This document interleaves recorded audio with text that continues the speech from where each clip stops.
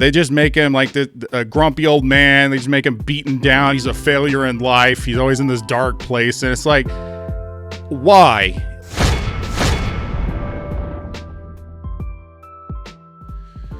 Hi guys, Geeju64 here, and today we're going to be talking about Mighty Ducks Game Changers, which is a Disney Plus series that's obviously a sequel to the Mighty Ducks franchise. If you know, a lot of people remember this. If you were a 90s kid, you've heard of the Mighty Ducks. You know, there's all of these really cool kids sports movies that came out in the 90s. Mighty Ducks was one of the biggest ones. There was 3 movies. There was D2 and D3 as well.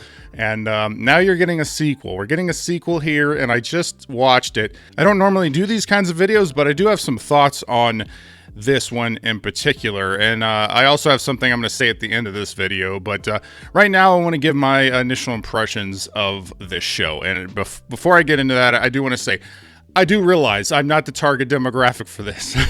Okay, the target demographic for this is kids in you know, the ages you're talking about. I mean, this is for, you know, an 8, 9, 10, 11, 12-year-olds. You know, that's kind of the target demographic for this, just like the original series was.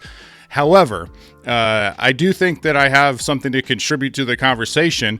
And also, I think that the idea that my opinion or opinions of the fans of the original series not really mattering just because we're not the target demographic, I think that argument's kind of dumb because they literally pulled the name Mighty Ducks. They pulled this franchise and are trying to reboot it.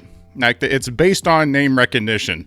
So the idea that as an original fan of that show, you know, my opinion doesn't matter or whatever because I'm not the target demographic, I don't buy that argument. I just want to throw it out there. But I also am very self-aware that I'm not the target demographic for this series. But I actually can make a genuine review of this by itself. But this isn't really a full review because this is just the first episode. But just want to throw that out there before I get started. We obviously all remember, you know, how many kids' sports movies were out at the time. You had Mighty Ducks, you know, Sandlot. I have Sandlot right back there on my shelf. You can see that. There were so many like kids' sports movies. You had The Big Green. You had soccer. You had Rookie of the Year. Like any kind of sport, they could, you know, slap a dog or some kids together and be like, here you go, here's a kid's sports movie. They made it. They tackled every sport except for badminton, I think. But Mighty Ducks always stood out as one that was one of the better ones. I think it was one of the better ones. I think Sandlot is the best one. Let's just be honest. But Mighty Ducks would probably be my second pick. Is when in regards to, you know, as a kid watching these kids sports movies in the 90s, Mighty Ducks was up there. So I have a fondness for this series. I have a fondness for the Mighty Ducks. So that's kind of why I'm doing this video. Honestly, I saw the trailer for this months ago, and I completely forgot it was coming out. You know, you would be thinking I'd be doing a video on Falcon Winter Soldiers. That's more up my alley, which, you know, I've kind of laid off some of the reviews for various reasons. But this, again, is something I actually really wanted to talk about. But I opened Disney Plus to watch Falcon Winter Soldier, and this Mighty Ducks was up there, so I ended up watching it. I will say that as far as the show goes, it's a standard setup, right? Like, this is a standard setup where you have kids who are rejected or not allowed to play play sports, and, you know, they form their own team. They're the ragtag group. It's nothing crazy. It's nothing out of the ordinary, and there's nothing wrong with that at all. You know, I think that's one thing Hollywood really needs to realize is just get back to some standard storytelling. You know, go back to basics, because I think you guys have like forgotten the basics of storytelling in a lot of movies. So there's nothing wrong with going back to basics here. That's what this series is. It's ragtag kids, you know, forming their own team, learn to have fun and play sports, and that's it. The one thing they do in this series is they make the Ducks the bad guys, or they're setting up the Ducks to be the bad guys. You know, all the people who were involved in creating the Ducks, they're not around anymore. They're not involved in this hockey team. This hockey team has a legacy of winning. and succeeding. And so they're basically set up like the Hawks were, in the first movie. The Ducks are now the bad guys, or at least the team is. Obviously, nobody involved in the original Ducks is here on the Ducks. So you have a kid. He's on the team. He gets cut, and him and his mom create their ragtag team of kids, most of which can't play hockey, to form a new team and compete in the league. So again, very basic setup, but I think it works. One of the things they really set up before he gets cut is just how crazy these parents are on this team, how they're like setting up all these kids like for college, and they spend all this money on like trainers coming in, and they're very into like they have like Excel spreadsheets for what snacks they're gonna bring to whatever, and it's really it's really over the top. It's not that these kinds of parents don't exist, but I don't know if I can imagine a whole team of parents like this that are just this over the top, focused on winning, and basically treating this whole team like it's a separate job. I always think that, especially with current leagues and the way that they function, that this is more like a participation trophy type of league. That's how a lot of kids leagues work.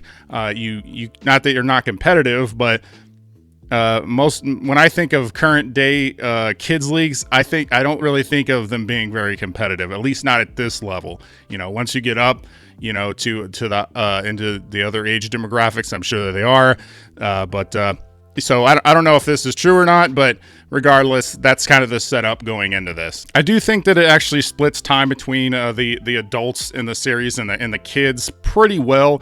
I do think going forward, they obviously need to shift more into focusing on the kids and developing the kids' personalities a little bit more. You kind of get some surface level stuff. Obviously, this is just one episode, so it's not like I can really say a whole lot. But I will say that the kids' personalities, obviously, in the original movies, I still remember a lot of them. They weren't very detailed, but like, you had the cowboy guy and you had the Bash brothers, Goldberg, the goalie, and I haven't watched those movies in years, but I still remember all of these characters. So I think one thing that they do need to do is focus some more on the kids going forward, as I do think that's the main focus. And as I said to begin with, that's the target demographic that they're aiming for. So definitely put some more time into that. The main thing that I actually wanted to talk about is what they do with Gordon Bombay.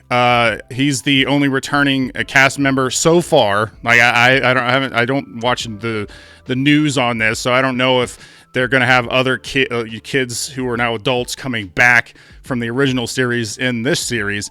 But Gordon Bombay is obviously he's arguably the main character throughout all three movies. Not so much the third one, because they only brought him back for a couple scenes. It's what they do with him here, I find kind of annoying, because they do this with like so many characters. When they dig up these old franchises, they take the main character, the hero of the main character, and they just make him like a grumpy old man. They just make him beaten down. He's a failure in life. He's always in this dark place, and it's like, why? Like he literally, what they do with him in this show is he owns an ice ring. He has signs all over the place that say no hockey. He's sad. He looks miserable.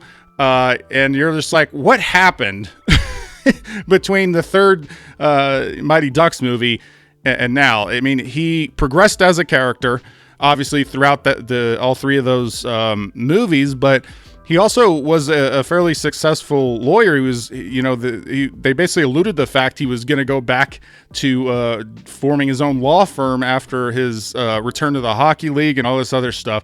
And I remember all of these things, even though I haven't watched the original movies in a while. So he was obviously a clear success in life. So I don't know why they would take him and then make him have an ice rink and hate hockey. And just make, where he has no money. He's about to lose his ice rink, and he just looks miserable. He says he hates kids in it. I just find it kind of annoying. I always hate it when they take these established characters and bring them back, decades later, just to take a massive dump on the character, which is how I felt like they did in this episode. Now, there are aspects of the character that shine through and make him obviously likable in the episode, but as far as where he is in life, I just don't like it. I just don't like that they take take a successful character who kind of learned the meaning of life through relearn the love of the game, relearn what's important in life throughout these movies, and they bring him back, decades later, just to say that he's a failure. And I don't like it. I don't like the idea.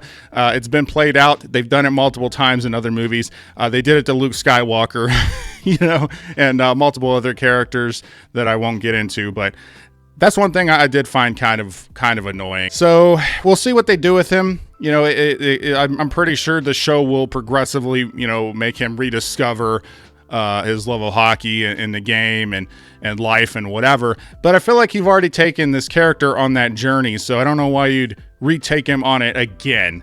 I think that's kind of dumb. I think that if you were going to bring him back for this, you should have had him come back as someone who was unaware of what was happening with the Ducks. Maybe went off on his own, formed a big law firm or something, and he didn't really know what was happening with the Ducks because he didn't keep up with it. He kind of moved on with his life. And he comes back and sees what the Ducks are, and tries to fix it, and ends up with this other team. And so I think that would have been a better way to do it. So that way you didn't just make him be a failure right out the gate in episode 1 of the series. But that's just my 2 cents on that. And that kind of comes back to what I said at the beginning of this. Yes, I know I'm not the target demographic for this, okay? That doesn't mean I can't watch it and have some thoughts on it and enjoy it. If it's got some good storytelling, and it's just what I will say for this show is that I do think that it hits the target demographic well. I think that they'll probably like this. I think this is good family entertainment, especially for people who are fans of the original show or the original movies. They could introduce their kids to this as kind of like the next generation of Mighty Ducks fans. I think that it hits those points well, at least from what I can tell in the first episode, right? I mean, I'm not going to have a full review for the series until the series is over with. I'm not going to do weekly reviews for this or anything like that. I may revisit this at the end once all the episodes have aired, and that way I can judge the show in its totality and give you my thoughts on that as a Mighty Ducks fan. But I do think it hits the target demographics well. But I mean, I feel like it's really dumb to assume that fans who grew up in the 90s watching these movies are not going to have an opinion or thoughts on obviously this. If you're digging up a franchise and you're using the name, you're using the brand recognition, so yeah, I mean, you're gonna have, especially when you bring back old characters, you're gonna have people like me, other fans of the series, looking at that and judging it through the lens of what they watched when they were kids. And I don't think that's an unfair comparison. I don't.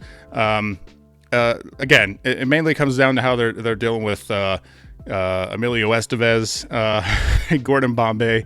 It's an established character. He's a certain way. I'm interested to see how they explain how he went from D3 to where he is now, if they even decide to do that. But so far, yeah, that's the only part I really had qualms with. That's the main reason I actually wanted to do the video, just to see if there's other Mighty Ducks fans out there who also kind of were annoyed by where you found Gordon Bombay here in the show. I'm not saying that the show's not good or it's not going to be good. I think it's hard to tell from an episode 1, but there's nothing inherently wrong outside of how an established character is treated that's wrong with the show. I think it's good. I think that this could be a good show for the target demographic that they're aiming for, and I might enjoy it if you had some of the original kids come back and help Coach Bombay and however they end up doing it. So that's kind of my initial thoughts on Mighty Ducks Game Changers. If you guys are checking this out, I'm assuming that you watched the episode or you are a fan of the Mighty Ducks. So I'm definitely interested to hear more from other fans of Mighty Ducks, people who grew up with Mighty Ducks, what they thought about this first episode, or how Coach Bombay was handled. Again, I don't really have a strong opinion one way or the other until I see the entirety of the episode, the series. This is just based on my thoughts on episode 1. So I want to thank you all for checking out this video. Thank you, subscribers. Just to let you guys know, I do have the physical media video coming out. On Tuesday, we'll be looking at the movies coming out in April. It's kind of slim pickings, but, you know, I'm still going to talk about it. I got some more collection videos coming, some more physical media videos coming, and probably sprinkle in some reviews like this or videos like this in an effort to increase my overall content, because I like talking to you guys. I like filming these videos. They're fun to do. So thank you, subscribers. You guys are awesome. And if you like this video, please like, comment, share, subscribe, do all the YouTube stuff, or don't. I'm not a beggar. I'm Yushu64, and I'll always tell you the truth.